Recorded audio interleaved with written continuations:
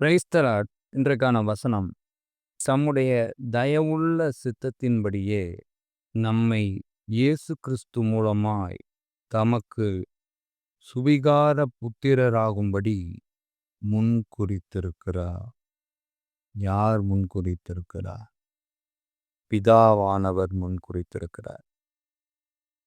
எவ்வளோ ஒரு பிரியம் அவருக்கு.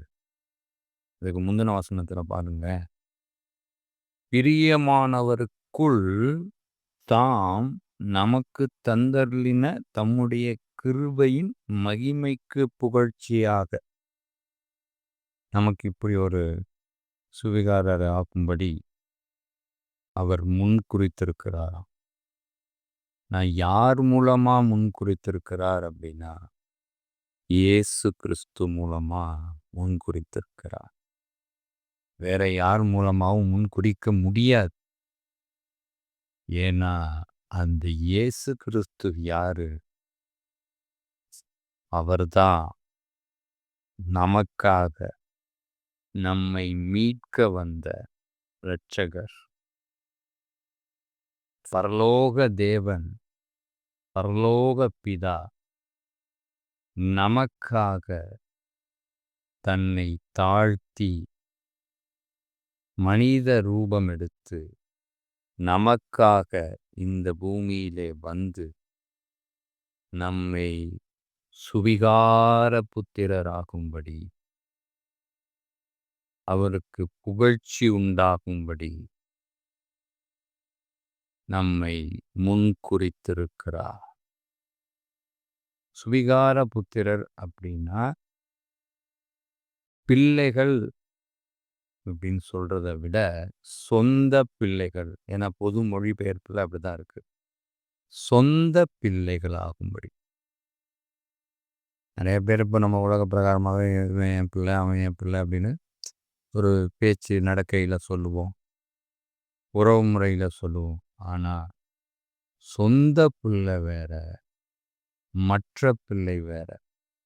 இங்கே அதுதான் சொல்றாரு, சொந்த பிள்ளையாகும்படி தன் மகனையே இந்த பூமிக்கு அனுப்பினார். தன் மகனையே நம்மை மீட்டெடுக்க பலியாய் கொடுத்தார். அவர்தான் இயேசு கிறிஸ்து. அவர் மூலமாய் நாம் முன்குறிக்கப்பட்டிருக்கிறோம்.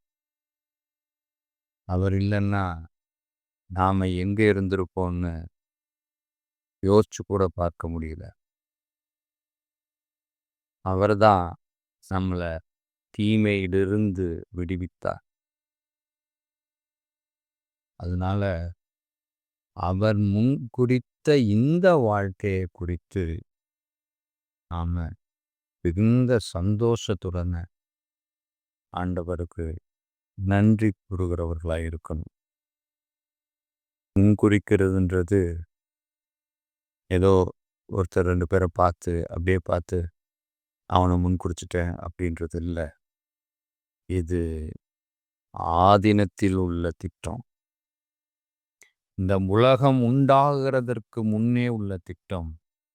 நாம் மனுக்குலம் இந்த பூமியில் பிறவாததற்கு முன்னே உள்ள திட்டம். அதனால இது முன்குறிக்கிறதுன்றது சாதாரணமான விஷயம் அல்ல.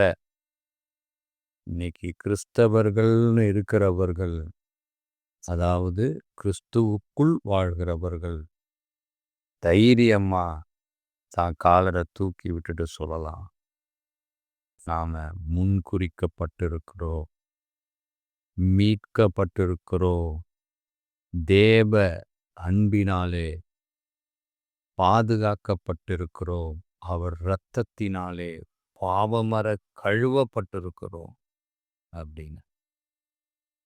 மேலும் நீங்கள் புத்திரராய் இருக்கிறபடியினால் அப்பா பிதாவே என்று கூப்பிடத்தக்கதாக தேவன் தமது குமாரனுடைய ஆவியை உங்கள் இருதயங்களில் அனுப்பினார்.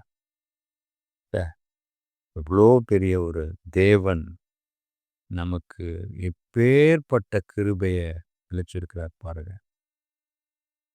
இது மற்றவர்களுக்கு கிடையாது. மற்றவர்கள் தெய்வம் என்று சொல்லிக்கொண்டு வணங்கிக் கொண்டிருக்கிறவர்களுக்கு இது கிடையாது. நமக்கு தான் இப்பேற்பட்ட ஸ்லாக்கியத்தை, கிருபையை, இரக்கத்தை ஆண்டவர் பாராட்டியிருக்கிறார். அவர் கொடுத்திருக்கிறார்.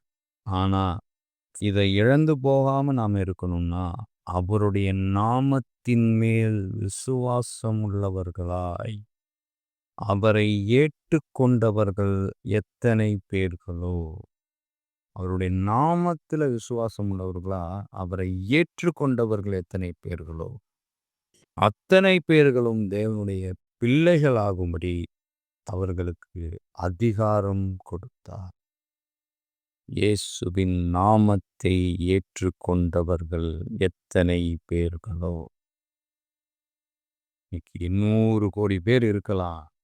ஆனால் உண்மையாக தன் இருதயத்திலே, தன் ஆவியிலே, தன் ஆத்துமாவிலே, தன் சரீரம் முழுவதும் இயேசு என்கிற நாமத்தை ஏற்றுக்கொண்டு விசுவாசிக்கிறவர்கள் எத்தனை பேர்களோ, அவர்கள்தான் தேவனுடைய பிள்ளைகளாகும்படி அதிகாரத்தை பெற்றவர்கள். அவர் ஏன் நமக்கு அதிகாரம் கொடுக்கணுன்ற ஒரு கேள்வி எழுந்த. அதான் இங்க வசனத்துல சொல்லியிருக்கிறாரு. நாம் தேவனுடைய பிள்ளைகள் என்று அழைக்கப்படுவதனாலே பிதாவானவர் நமக்கு பாராட்டின அன்பு எவ்வளவு பெரிதென்று பாருங்கள். அவ்வளோ பெரிய அன்பு நம் மீது அவர் பாராட்டி இருக்கிறாராம். அதனால தான் நமக்கு அந்த சுவிகார புத்திரர் ஆகும்படி, சொந்த பிள்ளைகள் ஆகும்படி அதிகாரம் கொடுக்கிறாராம். பாருங்கள், உலகம் அவரை அறியாதபடியினால் நம்மையும் அறியவில்லை. உண்மைதான். உலகம் இன்னும் இயேசுவை அறியல, அந்த அன்பை அறியல, பிதாவின் அன்பை அறியல. அதனால இயேசுக்குள் வாழ்கிறவர்களையும் அறியாமல் இருக்கிறார்கள். இதுதான் இன்னைக்கு நடக்கிற நிலைமையாயிருக்கிறது. ஒருவேளை நாம சொந்த பிள்ளைகளாய் இல்லாதிருந்தால்